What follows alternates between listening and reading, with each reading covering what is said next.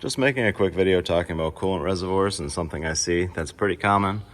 If your coolant reservoir is leaking and you notice it more, car warms up and it's just dumping coolant from the bottom, you don't see any visible damage. When you look at the way it usually, a lot of times on cars like this, on these Audis, you'll see it right at the seam, it'll be leaking. But if you just see it kind of dumping out the bottom after it runs for a little while, check the cap before you replace the reservoir. The way these caps work is, and the way the caps work on a lot of the other cars I work on as well, obviously Porsche and BMW, Mercedes, they all have very similar versions of the same style.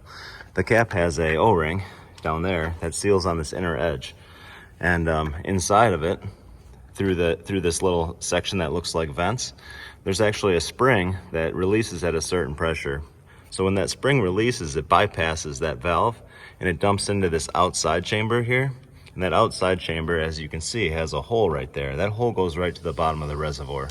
So if your cap is leaking, the seal is bad, or the valve itself is defective or stuck open, that's what will happen. You'll run for a while, it'll seem okay, and then it gets up to a particular temperature and it'll overflow and it'll just start dumping out the bottom. There's a hole down there. On all these, you can usually see a visible hole. This one, it's kind of that strange trapezoidal shaped hole. But yeah, that's actually where you'll see it dumping from. So if you see coolant leaking coming from there, replace your cap before you replace the reservoir. Usually when you replace the reservoir, you're gonna need a cap anyways, so it's a good place to start if you don't see any visible damage. That's all. Thanks for watching.